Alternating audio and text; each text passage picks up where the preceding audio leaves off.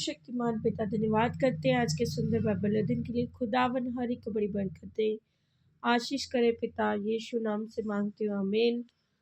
हम पढ़ेंगे इज़राइल की किताब 4 अध्याय, मंदिर के पुनर्निर्माण का विरोध।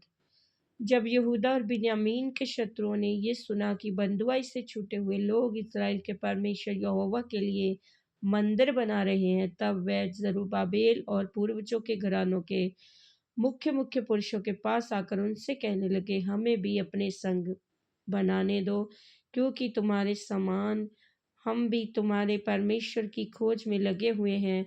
और अशूर का राजा हसदोन जिसने हमें यहाँ पहुँचाया, उसके दिनों में हम उसी को बलि चढ़ाते भी हैं।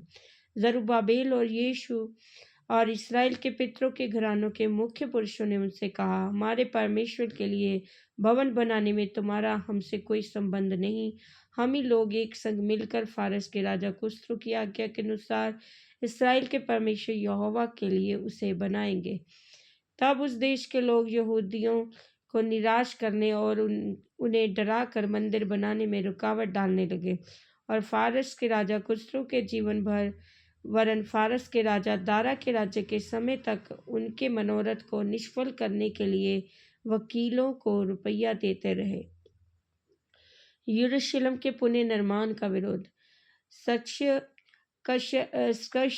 के राज्य के आरंभिक दिनों में उन्होंने यहूदा और यरूशलेम के निवासियों को दुष्पत्र उसे लिख भेजा।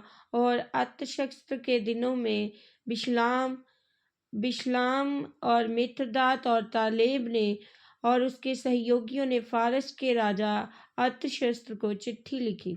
और चिट्ठी अरामी अक्षरों और अरामी भाषा में लिखी गई, अर्थात रहूम राजमंत्री और शिमशा मंत्री ने यरूशलेम के विरोध राजा अर्थशस्त्र को इस आशय की चिट्ठी लिखी। उस समय रहूम राजमंत्री और शिमशा मंत्री और उनके अन्य सहयोगियों ने, अर्थात दीनी, अपरस्तकी, अपरली, अफारसी, अरेकी, बाबेली, शुशनी, देहवी, अलामी आदि जातियों ने, जिन्हें महान और प्रधान ओस्पर ने पार ले आकर शमरोन नगर में और महानंद के इस पार के शेष देश में बसाया था, एक चिट्ठी लिखी। जो चिट्ठी उन्होंने अर्थशस्त्र राजा को लिखी, उसकी ये नकल है कि राजा अर्थशस्त्र की सेवा में तेरे दास जो महानंद के पार के मनुष्य है, तुझे शुभकामनाएं भेजते हैं। राजा को ये विदित हो कि जो यहूदी तेरे पास से चले आए, वे हमारे पास यरूशलेम को पहुँचे हैं। वे उस दगैत और घिनौने नगर को बसा रहे हैं, वरन उसकी शहरपनाह को खड़ा कर चुके और उसकी नींव को जोड़ चुके हैं। अब राजा को विदित हो कि यदि वे नगर बस गया और उसकी शहरपनाह बन गई, तो वे लोग चुंगी और राहदारी फिर न देंगे और अंत में राजाओं की हानि होगी।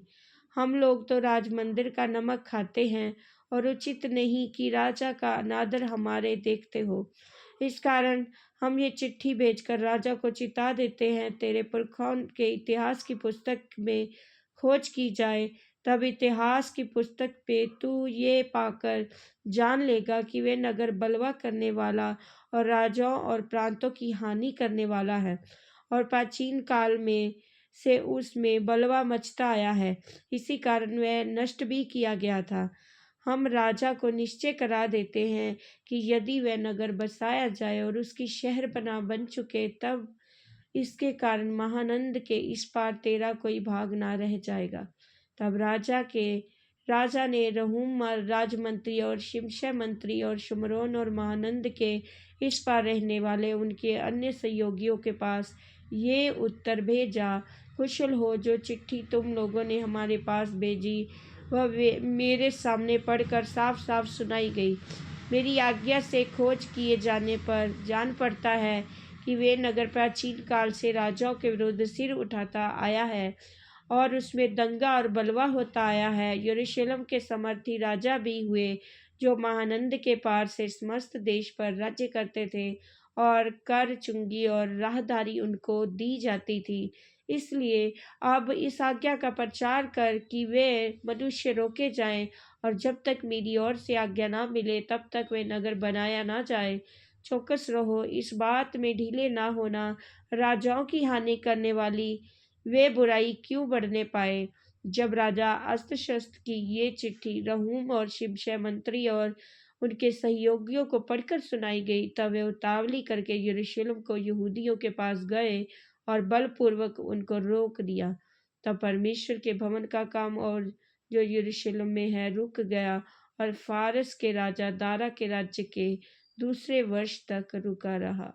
इस वचन के द्वारा पर ब्लेस करेंगे। आमीन। सब कुछ है मसीह।